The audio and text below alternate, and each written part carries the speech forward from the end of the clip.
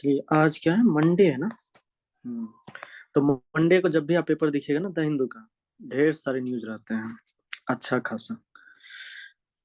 ये न्यूज देखिएगा, वो फ्रंट पेज का ही है आज। तो क्या हुआ कि रेड सी में जो है, ड्रोन के द्वारा अटैक किया गया वेसल्स पे। वेसल्स मतलब जो बड़े बड़े शिप होते हैं ना, कार्गो टाइप, जिसमें सामान लाद के ले जाते हैं कंट्री से दूसरे कंट्री। तो उन्हीं पे हमला हुआ।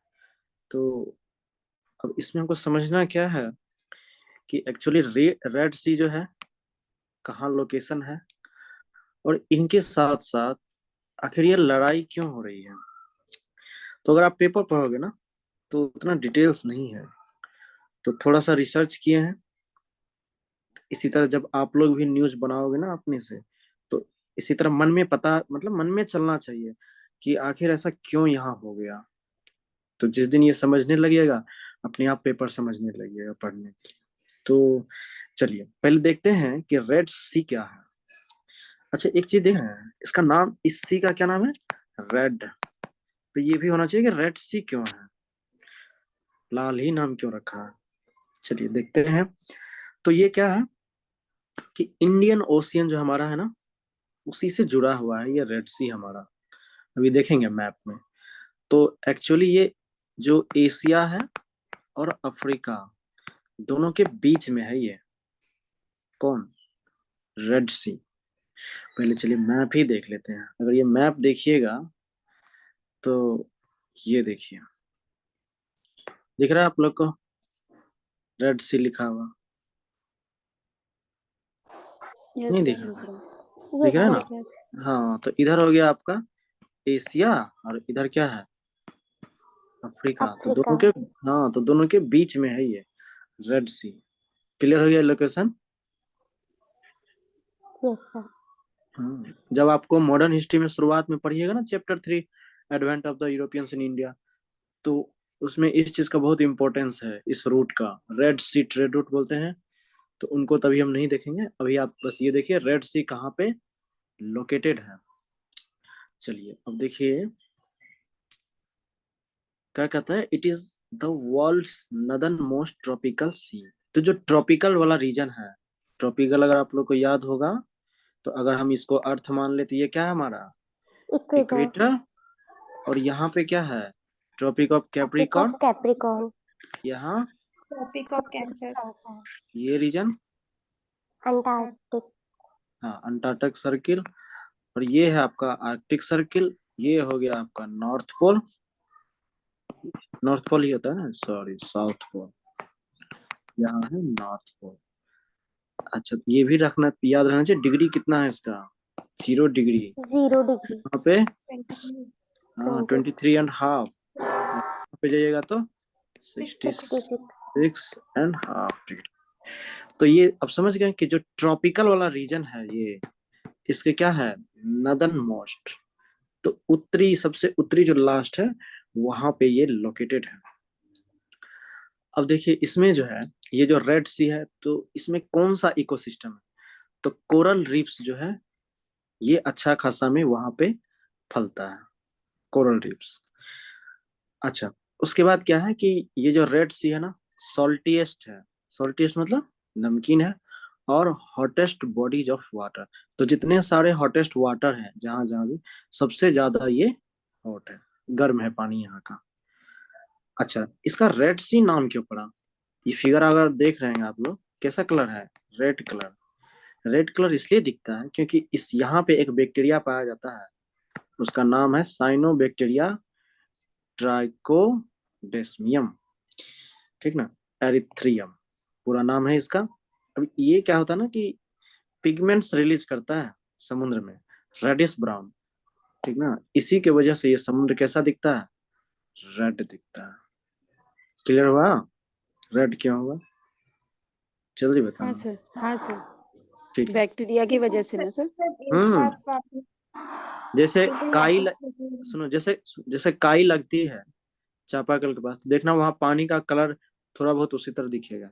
लेकिन ये पिगमेंट्स वहां पे रिलीज ही करता है, तो इसलिए वहां पे जो है, ये रेड कलर दिखता है। ठीक है ना? पूरे समुद्र में सर लाल कलर हो जाता है ना, जैसे ये डायग्राम में दिखा हुआ है। हाँ हाँ हाँ, ठीक। देखना तो निकिता जी शायद नहीं है। नहीं है सर, चली गई। अच्छा अच्छा, नेटवर्क शायद इशू रहता है। कोई नहीं। अच्छा, ये हो गया। अब जो न्यूज है, अब हम लोग ये समझते हैं कि अटैक किसके द्वारा किया गया। ये जो रेड सी शिप्स है, यहाँ पे जो अटैक किया गया किसके द्वारा, हाउती रिबेल्स के द्वारा। हाउती समझते हैं, नहीं ये सर। एक, हाँ, ये एक ग्रुप है। अगर ये आप मैप दिख रहा है सबको, ये बहुत इंपॉर्टेंट है, ये न्यूज समझना है, क्योंकि अभी न्यूज में ये बहुत चल रहा है हर जगह। तो ये देखिए, ये रेड सी दिख रहा है आपको, हाँ। Yes sir. ठीक है। और यहाँ पे है यमन, दिख रहे हैं। हाँ। अच्छा, एक चीज देखिए अगर आप लोग ध्यान से, इधर है यमन, सऊदी अरेबिया, इधर इथोपिया, एरिट्रिया, बीच में देखिएगा लोकेशन एक, ये क्या है, बब अल मंदेब स्टेट, ये भी एक खाड़ी है। क्या नाम है, बब अल मंदेब। यहाँ जो यमन है ना, यहीं पे ये रिबेल्स है हाउती। हाउती इसलिए नाम है, वो अभी आगे देखेंगे। तो यहीं पे हाउतीज लोग रहते हैं, कहाँ पे, यमन के कुछ पार्ट्स को ये लोग कब्जा किया हुआ है। और ये लोग किसका सपोर्ट करता है, हमास का। किसका, हमास। अगर आप लोग सुने होंगे, किनके बीच लड़ाई चल रही है, इजराइल और हमारा। हमास के बीच। तो ये जो हमास है ना, हमास को सपोर्ट करते हैं ये हाउतीज। यही लोग जो है यहाँ रेड सी में जो है क्या कर रहे हैं, अटैक करवा रहे हैं। इनका कहना है कि जो भी इजराइल को सपोर्ट करेगा, कुछ भी उसका कार्गो जहाज जाएगा, तो हम क्या करेंगे, उसको कब्जा कर लेंगे। चलो, अब ये कहानी समझ में आई कि रेड सी में क्यों ऐसा हो रहा है। जल्दी बोलो। Yes sir. ठीक है। अच्छा, एक चीज और देखिए, ये बहुत इंपॉर्टेंट ट्रेड रूट है। देखो, अगर किसी कंट्री को, जैसे इजिप्ट है, इजिप्ट को यमन में सामान भेजना, देखो इधर से जाएगा ना। एक चीज और याद रखना है कि ये जो रेड सी है, यहाँ जो है ये है मेडिटेरियन सी। तो मेडिटेरियन सी और रेड सी किसकी वजह, किसके मतलब किसके साथ जुड़ा है, तो बीच में है स्वेज कैनाल। ये भी याद रखना है, ध्यान से समझना है सब बात को। और देखो, जब यहाँ पे अगर आप बात करोगे इजिप्ट, यहाँ पे इजराइल, लेबनान, सीरिया, तो यहीं पे ये जो है ना, यहाँ पे थे यूरोप वाले। कौन थे, यूरोप वाले। और जो पहले जो क्या कहता था, व्यापार होता था, तो इसी ट्रेड रूट, ये जो है ना समुद्र, इसी से होके ये इंडिया देख रहे हो, यहाँ पे आता था यस व्यापार का। सर। तो इस चीज को हम लोग हिस्ट्री में देखेंगे। चलिए, अब देखिए, the attacks are by the Houthis, an Iran-backed rebel group which controls a large part of Yemen. तो एक सेकंड दीजिए, उल्टा तो नहीं लिखा।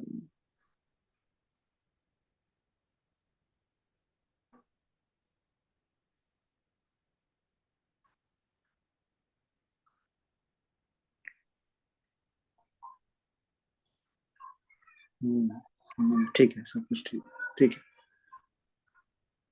तो द क्या है, the attacks are by the Houthis, an Iran backed rebel group which controls a large part of Yemen. तो ये लोग क्या है, तो हाउथीज जो है, ये किसके सपोर्टर हैं, हमास के। हमास। हाँ, ठीक है, हमास के सपोर्ट है। और ये जो है यमन, जो है यमन जो अभी दिखाया, उसके एक बहुत बड़े पार्ट को क्या करता है, कंट्रोल करता है। ठीक है ना, ईरान। एक सेकंड। तो जैसे इसराइल ने पैलेस्टाइन को कंट्रोल करके रखा है, सेम टाइप वैसे ही है क्या, ये जो हाउती से यमन में कब्जा करके बैठे ना, उसकी जगह को। हाँ, वहां पे अपने फायदे के लिए मान लो वहां पे कब्जा किया हुआ है, क्योंकि वही ट्रेड रूट है ना। क्योंकि पता है कि इधर से अगर नहीं गया कार्गो, मतलब जहाज नहीं जाएगा, तो क्या होगा, फिर उसका बिजनेस नहीं चलेगा, तो फिर वो झुक जाएंगे। ऐसा सोच रहे हैं, लेकिन ऐसा होने वाला नहीं है। ठीक है ना। अब देखिए क्या है, अगर आगे देखिएगा, तो क्या लिखा है, why have the Houthis attacked Red Sea ship. ठीक है ना, एक सेकंड दीजिए।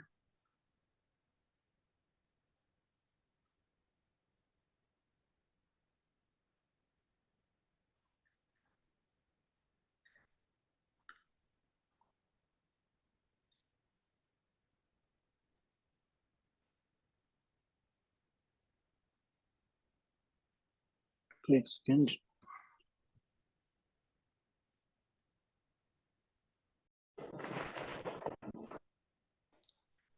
तो क्या देख रहे थे कि जो अटैक किया गया है किसके द्वारा, हाउतीज। हाउतीज कौन है, Iran backed rebel groups which controls a large part of Yemen. तो जो ईरान के समर्थक हैं उनका क्या है, ये विद्रोही है, मतलब जो ईरान को समर्थन करेगा, इजराइल को, उसके अगेंस्ट में रहते हैं ये लोग, हाउतीज। और यमन के एक बहुत बड़े पार्ट को क्या करता है, कंट्रोल करता है। अब देखो, why have the Houthis attacked Red Sea ships. तो हाउतीज ने क्यों अटैक किया रेड सी शिप, मतलब लाल सागर में जो भी शिप्स जाएंगे। देखिए, the attacks began after the start of the Israel Hamas war in 7 October. तो 7 अक्टूबर, अगर सुने होंगे आप लोग, 1-2 महीना पहले की बात है, इजराइल और हमास में जो युद्ध हुआ था, कब हुआ था, 7 अक्टूबर को चालू हुआ था। तो हाउतीज ने क्या बोला कि हम अपना समर्थन किसको करेंगे, हमास को समर्थन करेंगे, और हम क्या करेंगे, जो भी शिप कहाँ जाएगी, इजराइल, हम उस पे क्या करेंगे, अटैक करेंगे। फिर नवंबर में क्या किया उन्होंने, बहुत सारे कार्गो को सीज कर लिया जो इजराइल जा रहा था। ठीक है ना, कहता they since have attacked several commercial vessels with drones and ballistic missiles. और इन्होंने क्या किया, ड्रोन, जो ड्रोन मिसाइल है उसका तो यूज किया ही, बैलिस्टिक मिसाइल को भी यूज किया गया रेड सी में इस हाउतीज के द्वारा। अब क्या हुआ, चूंकि वो क्या बताएं कि रेड सी जो रूट है वो एक बहुत बड़ा रूट है, ट्रेड रूट है, तो जो बहुत सारे कंट्री को वहां से सप्लाई जाता है मटेरियल्स। तो अब इसके रिस्पॉन्स में क्या हुआ, बहुत सारे कंट्री जो है सामने आए उनको जवाब देने के लिए, जैसे UK, Canada, France, Bahrain, Norway, Spain, इन लोगों ने सब एक साथ आए इसको काउंटर एक्ट करने के लिए। अब हम लोग समझते हैं थोड़ा सा कि हाउती रिबेल्स है कौन। तो ये क्या है, एक आर्म्ड ग्रुप है जो यमन है ना, यमन जो दिखाया अभी, वहां पे सिया मुस्लिम है। ठीक ना, उन्हीं की मतलब वही लोग हैं, सिया मुस्लिम है, और इनको बोलते हैं जायदीस। क्या बोलते हैं, जायदीस। सिया मुस्लिम है ये। देखो, मुस्लिम में दो होता है, एक होता है सिया और एक होता है सुन्नी। तो इंडिया में क्या है, सबसे ज्यादा ये है, सिया बहुत कम है, माइनॉरिटी में है इंडिया में भी। तो ये हाउती जो है, इसको एस्टेब्लिश कौन किए थे, तो एक फाउंड नाम है उनका, हुसैन अल हाउती। इन्हीं के नाम पे ये रिबेल ग्रुप है हाउती। ठीक है, क्लियर है, जल्दी बोलो। Yes sir. बना कब था ये ग्रुप, 1990 में बना था। बना कब, किस लिए बना था, तो वहां के जो प्रेसिडेंट थे ना, अली अब्दुल्ला सलेह, तो उन्हीं के, वो जो करप्शन कर रहे थे उनके अगेंस्ट में ये ग्रुप बनाई गई थी। फिर उसके बाद 2003 में क्या हुआ कि सऊदी अरब की मिलिट्री, ठीक ना, और वहां जो प्रेसिडेंट थी उसकी मिलिट्री, अब ये लोग क्या किया, इस ग्रुप को खत्म करने के लिए सोचा, इन पे अटैक किया। लेकिन ये जो है हाउतीज क्या किया, सऊदी अरब और वहां का जो मिलिट्री था यमन का, दोनों को खदेड़ के भगा दिया ये लोग। तो इसका मतलब क्या हुआ, बहुत बड़े संख्या में है, अच्छा खासा इक्विपमेंट्स है उसके पास, एम्यूनिशन है, बम गोला बारूद ये सब। चलो, थोड़ा सा ये देखो, इम्पोर्टेंट न्यूज है, थोड़ा सा जानकारी है इसमें दिया हुआ। क्या लिखा है, India's jobs crisis the macro economics reasons. तो अगर आप लोग को इकोनॉमिक्स याद होगा, तो इकोनॉमिक्स के दो पार्ट्स हैं, एक है माइक्रो, एक है मैक्रो। तो उस डिटेल्स में हम नहीं जाएंगे अभी, बस आप इतना समझिए माइक्रो और मैक्रो इकोनॉमिक्स क्या होता है। तो जैसे मान लीजिए कि एक पॉपुलेशन है, उस पॉपुलेशन में अगर एक इंडिविजुअल है, तो एक अच्छा। इंडिविजुअल हो गया माइक। माइक्रो इकोनॉमिक्स, और पूरा पॉपुलेशन को ले लेंगे तो क्या हो गया, मैक्रो। मैक्रो। और इसको अगर समझना तो और एक एग्जांपल है, जैसे पूरा फॉरेस्ट। हाँ याद है, यस पढ़ाए सर। थे शायद आप लोग को ये, जहाँ तक मुझे यस याद सर। है। तो फॉरेस्ट क्या हो गया, अगर फॉरेस्ट को मान लीजिए मैक्रो इकोनॉमिक्स, तो उसमें से ये एक हो गया ट्री निकाल दीजिए, हाँ मैक्रो, ठीक। अभी माइक्रो। इतना समझिए, हम डिटेल्स में बाद में जाएंगे। चलो अब देखो इसमें क्या कहता है कि there are many indications everywhere that India continues to be going through a jobs crisis. तो बहुत सारे ऐसे रिपोर्ट्स हैं जिनके द्वारा क्या देखा जा रहा है कि इंडिया में जॉब्स की स्थिति बहुत खराब है, मतलब जॉब नहीं मिल रहा है, जॉब है ही नहीं। अब देखो कहता है कि ये जो जॉब क्राइसिस है, क्या इसके मैक्रो इकोनॉमिक कोई रीजन है। तो देखो इसमें दो बातें कही गई है कि हमारे देश में जो एम्प्लॉयमेंट है कितने तरह के हैं, दो तरह के, ठीक है ना, कितने तरह के हैं, दो तरह के। पहला तो देखिए क्या है, वेज एम्प्लॉयमेंट, और दूसरा एक है सेल्फ एम्प्लॉयमेंट। तो वेज एम्प्लॉयमेंट क्या होता है, लेबर। क्या बोल रहे हैं, जो लेबर होते हैं, पगार बेसिस पे काम करते हैं। हाँ हाँ, देखते हैं, which is a result of labor demanded by employers in their pursuit of profits। तो जैसे एम्प्लॉयर मतलब जैसे मान लो कोई कंपनी है, फैक्ट्री वाले हैं, इंडस्ट्रियलिस्ट हैं, बिजनेसमैन हैं, अपने प्रॉफिट के लिए वो क्या करते हैं, डिमांड करते हैं लेबर की, फिर लेबर क्या करते हैं, काम करते हैं उनके बदले, और उनको वेजेस दिए जाते हैं, मतलब भत्ता, डेली वेजेस, दैनिक भत्ता, ठीक है। दूसरा एक क्या है, सेल्फ एम्प्लॉयमेंट, ये समझना है, ये समझ में आई सबको, वेज एम्प्लॉयमेंट क्या था, यस सर। ठीक है। दूसरा है सेल्फ एम्प्लॉयमेंट। तो सेल्फ एम्प्लॉयमेंट में क्या होता है कि हम ऑफिस हैं, मतलब मेरे पास ऑफिस है, ऑफिस का सारा काम हम ही कर रहे हैं, ये होता है सेल्फ एम्प्लॉयमेंट, ठीक है। चलो अब देखो क्या कह रहा है कि a further useful distinctions can also be made between wage labour and jobs. तो अगर हम लोग चाहें तो लेबर, वेज लेबर, और दूसरा क्या है, जॉब्स, अगर इन दोनों को अगर हम लोग थोड़ा डिस्टिंग्विश करते हैं, क्या डिफरेंसेज है, तो देखते हैं। पहले पहला वाले में क्या है, वेज लेबर का, includes all forms of labour done for an employer including daily wages, work at one extreme, and high paid corporate jobs at the other.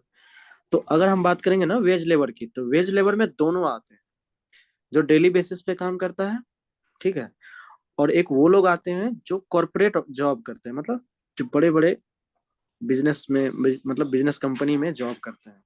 तो ये दोनों आ गए किस में, वेज लेबर में। देखो वेज लेबर का सीधा मतलब है आपने काम किया, एक होता है डेली बेसिस वाला वेज लेबर, आपने काम किया दिन भर, शाम में आपको मिल गया, दिहाड़ी जिसको बोलते हो आप लोग, वेज। और एक का क्या होता है कि ऑफिस में काम कर रहे हैं, एक महीना काम किए, आपका सैलरी मिलेगा। तो दोनों किस में आ गए, वेज लेबर में। But jobs are generally referred to relatively better paid regular wage और salaried employment।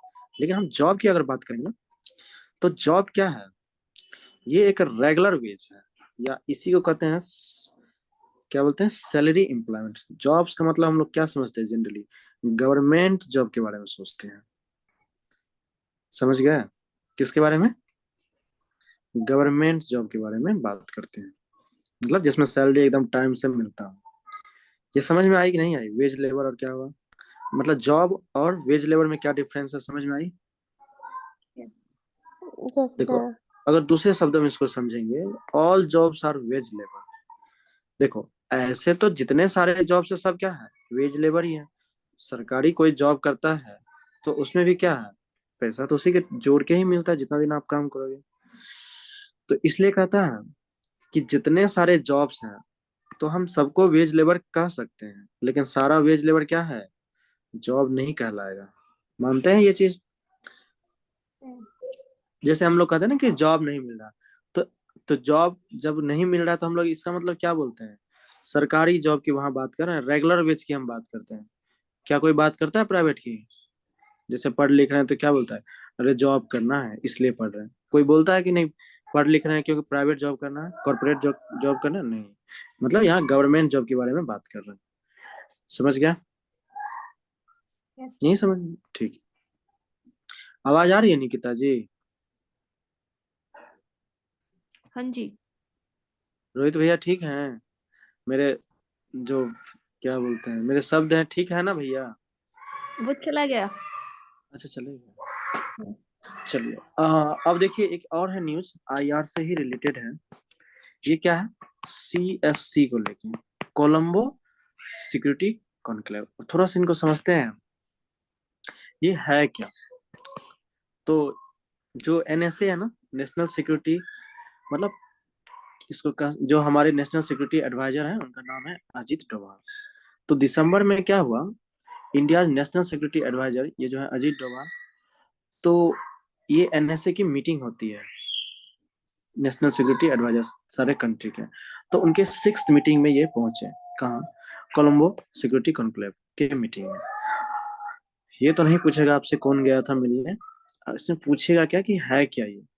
तो देखिए, the meeting reviewed the developments and progress made by CSC in the last year and agreed upon a road map for the year 2024 to promote a safe secure and stable Indian Ocean. तो कहने का मतलब है कि CSC का जो theme है 2024 का, तो क्या चीज के लिए मतलब क्या चीज मीटिंग में गए, तो क्या चीज पे बात हुई, तो जो हमारा इंडियन ओशियन है ना, उसमें सेफ मतलब सेफ सिक्योरिटी के साथ वहां पे बिजनेस चले, इस चीज की बात कही गई है। तो इस मीटिंग में कौन कौन थे? मॉरिशस, श्रीलंका, दो पहुंचे हुए थे, मतलब इसके जो मेंबर्स हैं, एक है मॉरिशस, एक है श्रीलंका, तीसरा कौन है? इंडिया है। अब देखिए यहाँ पे क्या लिखा है, observer states Bangladesh and Seychelles. Observer state का मतलब होता है जिनको बुलाया तो गया मीटिंग में, लेकिन अभी उनको उसमें मतलब एडजस्टेंट, मतलब अभी उनको ज्वाइन नहीं किया गया है, तो वो होते हैं ऑब्जर्वर स्टेट। तो बांग्लादेश और सियाचिली जो है अभी नहीं मिले हैं। अब देखो कहता है क्या, इंडियन ओशियन के लिए, जो इंडियन ओशियन में अभी इशू चल रहे हैं ना, जैसे आप लोगों ने पहले सुना होगा, बहुत पहले भी, कि चाइना वहां पे बहुत डिस्टरबेंस कर रहा है, तो वहां पे इंडिया के लिए ये बेनिफिट होगा, कोलंबो सिक्योरिटी, ये जो है कॉन्क्लेव, ये इंडिया के लिए बेनिफिट रहेगा। अब थोड़ा समझिए, कोलंबो सिक्योरिटी जो कॉन्क्लेव है, इसके कौन कौन मेंबर है अभी? इंडिया है, श्रीलंका है, मालदीव्स है और मॉरिशस है, और ये दोनों अभी भी ऑब्जर्वर स्टेट्स हैं। 2001 सॉरी 2011 में इसकी एस्टेब्लिशमेंट हुई थी, तो उस टाइम बोला गया था ट्राइलेटरल मैरीटाइम सिक्योरिटी ग्रुप में, मतलब तभी 3 ही कंट्री थे। अब कितने हो गए? 5। ठीक है। इसकी हेड ऑफिस जो है कोलंबो में ही है।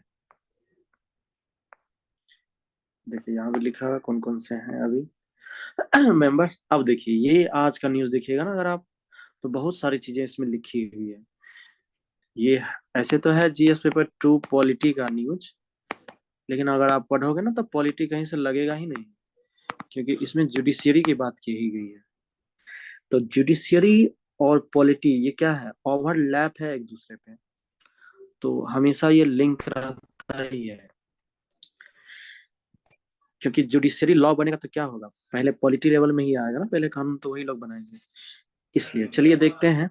तो अमित शाह जो है 3 बिल को क्या किए हैं, फिर से अमेंडमेंट किए हैं। तो इनमें हुआ क्या है, तो जो लोकसभा में इस बिल को फिर से रिवाइज किया गया, तो जो ब्रिटिश टाइम के क्रिमिनल लॉज थे उन्हीं को रिवाइज किया गया। तो ब्रिटिश क्रिमिनल लॉज क्या, जो क्रिमिनल लॉ है हमारे यहाँ मतलब अभी तो है ही, अभी एक्चुअली ये एक्ट नहीं बना है। 3 कौन कौन है? एक है आईपीसी, दूसरा क्या है सीआरपीसी, और तीसरा है इंडियन एविडेंस एक्ट। अब इसका नाम देखिए याद करना पड़ेगा, नया नहीं है तो थोड़ा दिक्कत हो रहा है, लेकिन याद रखना पड़ेगा क्या है। तो आईपीसी को क्या बोलते हैं? भारतीय न्याय संहिता। और सीआरपीसी को भारतीय नागरिक सुरक्षा संहिता 2023। और इनको क्या बोलेंगे? भारतीय साक्ष्य बिल 2023। देखिए मैं बताता हूँ, मैं मुझे कैसे याद है तीनों, आप ऐसे याद रखना, बस भारतीय पहले याद रखना, तीनों याद रहेगा। भारतीय, अब देखिए क्या है, भारतीय न्याय, हाँ भारतीय न्याय संहिता, सुरक्षा, और क्या है एक तीसरा आपका है साक्ष्य, समझे? भारतीय न्याय संहिता, भारतीय न्याय सुरक्षा, सॉरी भारतीय नागरिक सुरक्षा, और भारतीय न्याय साक्ष्य। तो थोड़ा भारतीय ऐसे याद रखिएगा तो याद रहेंगे तीनों। अभी कहाँ है ये तीनों लॉ, मतलब सॉरी बिल? तो अभी है पार्लियामेंट्री स्टैंडिंग कमेटी में। तो अब वहां से जब पास होके आएंगे तब फिर जाएगा प्रेसिडेंट साहब के पास, फिर वो सिग्नेचर कर दिए तो एक्ट बन जाएगा। अब देखिए क्या क्या चीज अपडेट किया गया है, ये इंपॉर्टेंट है। भारतीय न्याय संहिता बिल, अब इसमें क्या क्या बात कही गई है देखिए। तो कहता है कि सेक्शन 113 मतलब 113 में क्या चीज को मॉडिफाई किया गया, the definition of the crime of terrorism. तो जो क्राइम ऑफ टेररिज्म है ना, इसको डिफाइन किया गया है to entirely adopt the existing definition under section 15 of the UAPA act 1967। तो यूएपीए इसका जो है ना सेक्शन 15, तो इसमें जो डिफिनीशन दिया गया है टेररिज्म को लेके, वही डेफिनेशन को अभी मतलब यहाँ भी रखा गया है। मतलब अब जो डिफाइन किया गया ना टेररिज्म को, तो इसी के डिफिनेशन को मतलब इसमें जो लिखा हुआ है ना यूएपीए में सेक्शन 15 में, वही हूबहू अभी है। क्राइम ऑफ टेररिज्म क्या होता है इस चीज को डिफाइन करने के लिए। तो ठीक है। मतलब जो यूपीए में जो सेक्शन 15 में जो है डेफिनेशन है उसी को हम्म। सेक्शन 113 में डाला है क्या? हाँ उसी मतलब इसको डिफाइन किया गया उसके अंदर। ओके। चलिए पहले नहीं था डिफाइन टेररिज्म की एक्चुअली है क्या। अब देखिए UAP often labelled as draconian is defined as a terrorist act with intent to threaten or likely to threaten the unity। अच्छा ये देखिए क्या है, ये डिफिनीशन है कि टेररिस्ट एक्ट होता क्या है, ठीक ना। तो कहता है कि डिफाइन इसको किया गया है कि टेररिस्ट एक्ट क्या है, तो विथ इंटेंट टू थ्रेटन और likely to threaten the unity, कि हमारी जो देश है, अगर हमारे देश के यूनिटी, ठीक है, उसके इंटीग्रिटी, इकोनॉमिक सिक्योरिटी और सॉवरेंटी को अगर कोई डराता है या उसे हानि पहुंचाता है तो उस पे कौन सा लगेगा एक्ट, यूएपीए। ठीक है। और with intent to strike terror, अच्छा थ्रेटन या ऐसा लगता है सरकार को कि इसका इंटेंशन ये है, ये चीज समझ रहे हैं, किया अगर उसने ऐसा काम किया तो उस पे लगेगा ये कानून। अगर उसका इंटेंशन भी है तब भी ये कानून लगेगा, मतलब तब ये एक्ट उस पे लगेगा। with intent to strike terror or likely to strike terror in the people or any section of the people in India or any foreign country। देखिए और इसमें क्या किया गया है कि मान लीजिए कोई पॉपुलेशन है, ठीक ना, इंडिया में। तो जैसे पॉपुलेशन है मतलब हमारे यहाँ क्या अलग अलग तरह का रिलीजन है, तो किसी रिलीजन में भी क्या किया, अगर राइट करवाने का काम किया, उसको तोड़ने का काम किया, उसके यूनिटी इंटेग्रिटी को, या ऐसी संभावना है, और विदेश में भी अगर ऐसा काम कर रहा है तो भी उस पे क्या लगेगा, यूएपीए एक्ट लगेगा। ये चीजें अब आई, ये समझे निकिता जी, या कुछ लग रहा है लूप होल है इसमें? नहीं सुन रहे नहीं, हैं? ठीक है। ठीक। चलिए अब देखिए क्रुएल्टी को डिफाइन किया गया। क्या होता है क्रुएल्टी, ये तो बहुत डिटेल्स रहता है लॉ वाले में, हम लोग बस बस इंट्रोडक्शन समझना है। अब देखिए क्या कहता है कि दूसरा इसमें रिविजाई मतलब इस बिल में क्या रिवीजन किया गया है, रिवाइज वही। तो क्रुएल्टी को डिफाइन किया गया। क्रुएल्टी समझते हैं, देखिए क्या है, cruelty against a woman by her husband and his relatives which is punishable with a jail term of up to 3 years। तो यहाँ पे क्या है कि जैसे हस्बैंड वाइफ है, अगर वाइफ को चाहे हस्बैंड या हस्बैंड के रिलेटिव्स उसके द्वारा अगर उनको कोई भी परेशानी दिया जाता है तो ये क्रुएल्टी के अंदर आता है। और इसमें जो है सजा है, पनिशेबल है ये काम। कितना सजा है, तो up to 3 years. Up to 3 years मतलब कि 0 से लेके 3 साल तक की सजा हो सकती है। जैसा क्राइम किया, जितना ग्रेवियस नेचर है उसके अनुसार सजा दी जाती है, या जज साहब है वो देखते हैं कितना सजा देना है, मतलब वो भी कानून के अनुसार ही देते हैं। अब देखिए इसमें क्रुएल्टी में एक नया सेक्शन को जोड़ा गया है 86 को, ठीक ना। और ये सेक्शन 86 क्या करता है, क्रुएल्टी को डिफाइन करता है। तो कहता है wilful conduct likely to drive a women to commit a suicide और cause grave injury or danger to the life, limb or health, whether mental or physical। अब देखिए क्या कर रहा है कि जो महिला है ना, तो अगर उनको मान चलिए किसी तरह से कोई भी परेशानी दिया गया, अगर वो उस परेशानी से उब जाए, फ्रस्ट्रेट हो जाए, तो क्या करती है, या तो सुसाइड कर ले, या अपने आप को चोट पहुंचा दे, या हाथ पैर, मतलब होता है ना कि कहीं से गिर गए या मारा पीटा, हाथ पैर टूट गए, तो चाहे मेंटली या फिजिकली अगर कोई मतलब उस महिला के साथ ऐसा करेगा, तो उस पर क्रुएल्टी का ये जो है एक्ट लगेगा। फिर उसके बाद दूसरा क्या है कि harassment of women to coerce her or any person related to her to meet any unlawful demand for property or valuable security। मतलब कि जबरदस्ती पैसे का डिमांड किया गया, तो भी ये जो है क्रुएल्टी के अंदर आएगा। चलिए अब देखते हैं कि कोर्ट का क्या क्या प्रोसीडिंग्स में बदलाव किया गया है। तो इसमें कोर्ट प्रोसीडिंग मतलब क्या होता है कि कोर्ट में जो प्रोसेस चल रही है वो, तो उसमें एक नया सेक्शन जोड़ा गया है 73। इसमें क्या कहता है कि stipulates that those who print और publish any matter concerning court proceedings in rape और sexual assault cases without the permission would be punishable with a 2 year jail sentenced and a fine.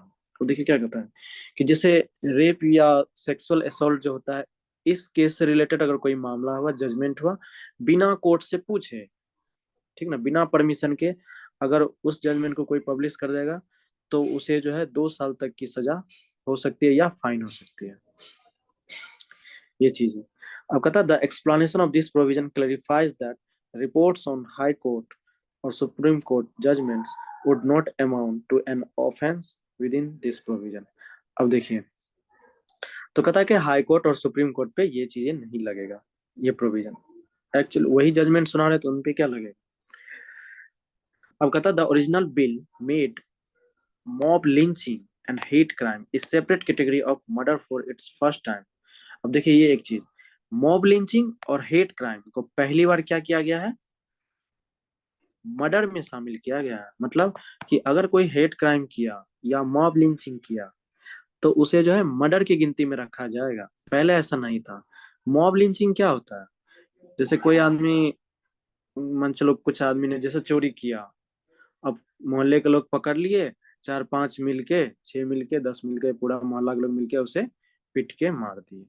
तो पहले क्या था कि ये मर्डर के मतलब क्राइम में नहीं, क्राइम सॉरी क्रिमिनल एक्टिविटी तो था, लेकिन मर्डर में गिनती नहीं होता था। अब इनको जैसा मर्डर का चार्ज लगता है, उन पे भी ये चार्ज लगेगा।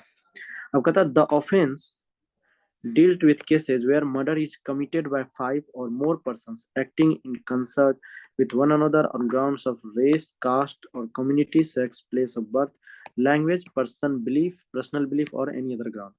मतलब कि किसी आदमी को जैसे पकड़ा और उसके रेस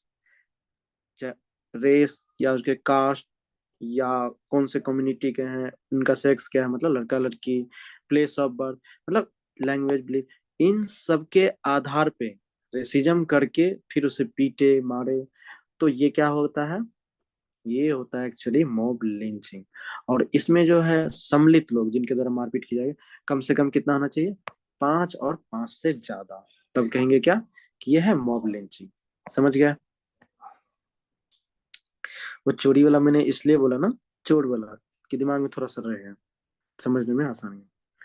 अब देखो, इग्नोर्ड रेकमेंडेशन, तो कुछ रेकमेंड की गई थी, किसके द्वारा, अपोजिशन के द्वारा, तो उनको इग्नोर किया गया। क्या था, तो 2 crucial recommendations of the panel include a gender neutral provision criminalizing adultery and a clause that criminalizes non-consensual sex between men, women, trans person and act as bestiality has been left out in the revised bill।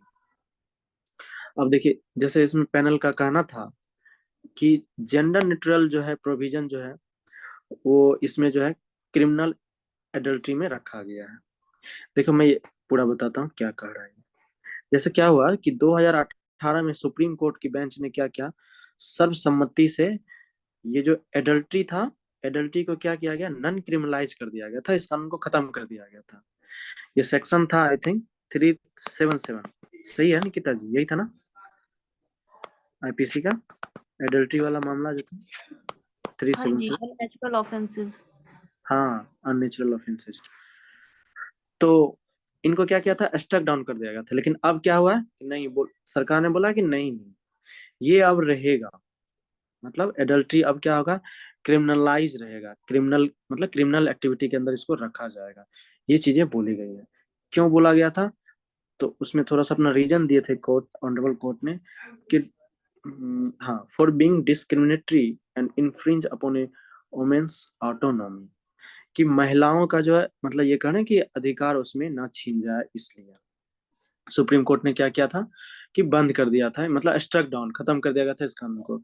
लेकिन अब क्या हुआ कि जो सरकार ने reason दिया वो क्या बोला, it is crucial to safeguard the sensitivity of the institutions of the marriage. इन्होंने बोला कि देखिए, जो मैरिज है ना, मैरिज इंस्टीट्यूशन जो है उसकी पवित्रता बनी रहे, इसलिए 377 जो है अब भी लागू होगा। ये बातें कही गई है। और क्या बोला, देखिए ये चीजें, the panel pointed out section, हाँ लिखा हुआ 377 IPC can still be invoked when there is a non consensual sex rape of men by mother. मतलब कि अगर कोई शारीरिक संबंध, कोई मतलब जो पुरुष हैं और दूसरे पुरुष के साथ शारीरिक संबंध बनाते हैं, तो भी उस पर क्या लगेगा, ये 377 आईपीसी लगेगा। ये अलग मामला है और एडल्ट्री अलग मामला है, मैंने कई बार बताया हुआ, पता होगा।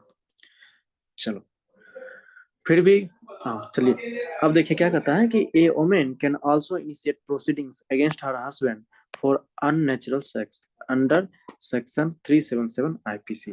देखिए ये अच्छी चीजें ने किया है सरकार ने, कि जो अननेचुरल सेक्स होती है हस्बैंड के द्वारा वाइफ के साथ, तो उस पे भी क्या लगेगा, 377 आईपीसी लगेगा। अननेचुरल सेक्स बहुत तरह की चीजें होती है, जैसे जो ह्यूमंस है उसमें तो होता ही है, जैसे कि आदमी, जैसे ह्यूमन बींग्स और जानवर के साथ, ये भी अननेचुरल सेक्स में ही आता है। तो ये सब है। चलिए अब देखिए क्या है, पेटी ऑर्गेनाइज्ड क्राइम। जैसे कुछ छोटे छोटे जो क्राइम हैं उनकी भी कुछ सजाएं दी गई है। जैसे देखते हैं तो क्या किया गया है, a more precise definition of petty organised crime.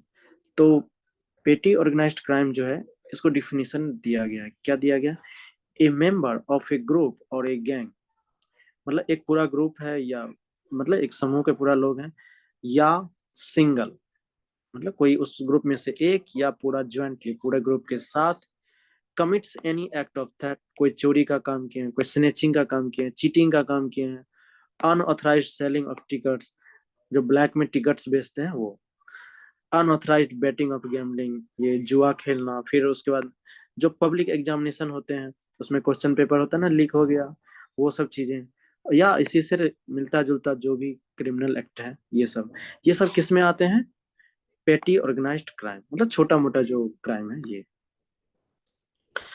अब देखिए इसमें क्या किया गया, भारतीय नागरिक सुरक्षा संहिता, यह अब इसके अंदर देखते हैं क्या क्या किया गया।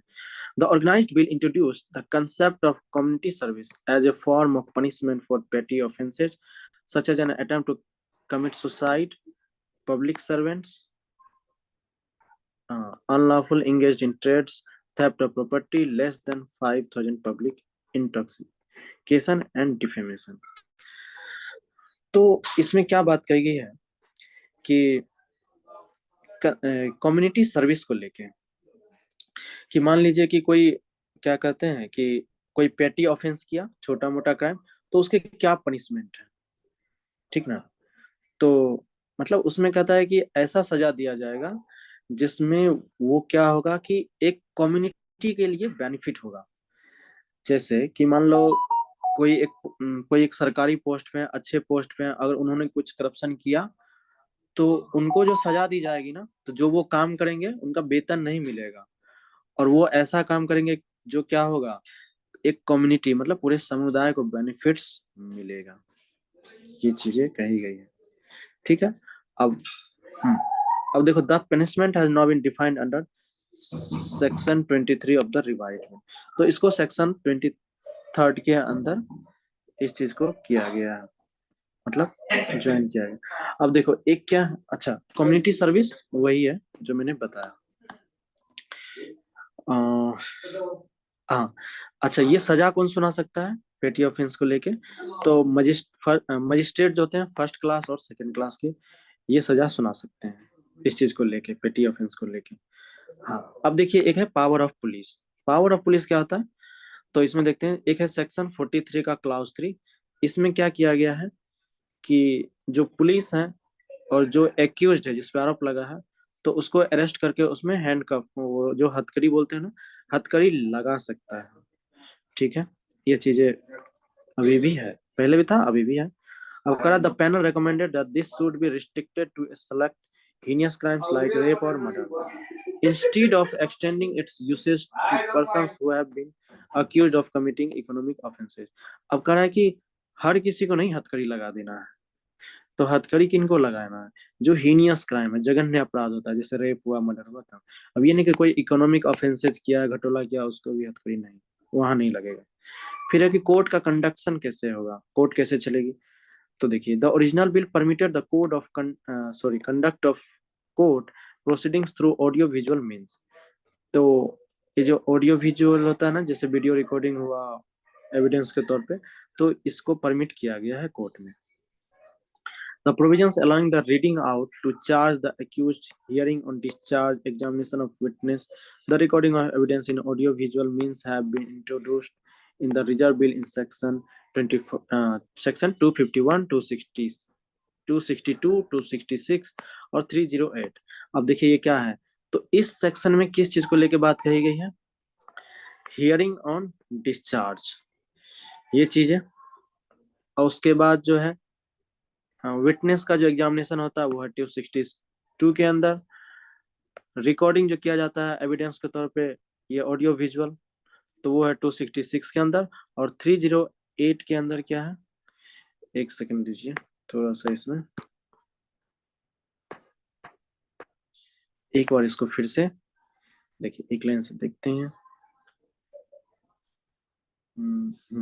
Reading out the charge to accuse, दूसरा है ये, तीसरा और तो 251 में सॉरी ये है reading out of the charge to the accused, और हियरिंग ऑन डिस्चार्ज ये है 262 में। और ये जो है तीसरा एग्जामिनेशन ऑफ विटनेस, ये 266 में। और 308 में क्या है, तो recording of evidence in audio visual means. ये यूपीएससी वाले के लिए नहीं है इम्पोर्टेंट, उनके लिए जिनको लॉ करना है या जो कर रहे हैं, इतना हम लोग से नहीं पूछेगा यूपीएससी वाले से। अब देखिए पुलिस कस्टडी में, तो पुलिस कस्टडी में क्या होता है, जो आदमी को कस्टडी में लिया जाता है पुलिस के हिरासत में, तो पहले क्या था कि 15 दिन से ज्यादा आप नहीं रख सकते हैं पुलिस कस्टडी में, और 24 घंटे के अंदर मजिस्ट्रेट के सामने क्या करना पड़ता है, पेश करना पड़ता है एक्यूज्ड को। लेकिन अब क्या आया देखिए, सेक्शन 61 में क्या किया गया, अच्छा हाँ, ये पहले भी था अभी भी है क्या निकिता जी, यही है ना? पहले था नहीं कौन पुलिस सा? कस्टडी, ये 15 दिन से ज्यादा आप नहीं रह सकते हैं पुलिस के हिरासत में, पहले भी था, ये अभी भी है, जो अक्यूज्ड होता है। लेकिन 15 इसमें 60 और 90 डेज का था।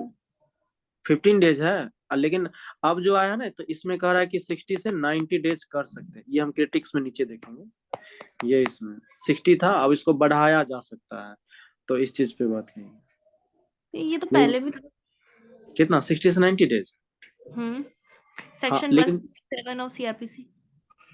हाँ, तो ये इसमें मतलब कह रहा है कि और बढ़ा सकता है ये, वो आगे नीचे देखेंगे कितना बढ़ाने की बात कर रहा है। वही तो हम कह रहे हैं कि ये पहले भी था और अभी भी है। अब देखो भारतीय साक्ष्य बिल में जो नया आया है, इसमें क्या क्या, एक सेक्शन है 61, allowed the admissibility of electronic evidences by understanding that electronic records shall have the same legal effect as paper record।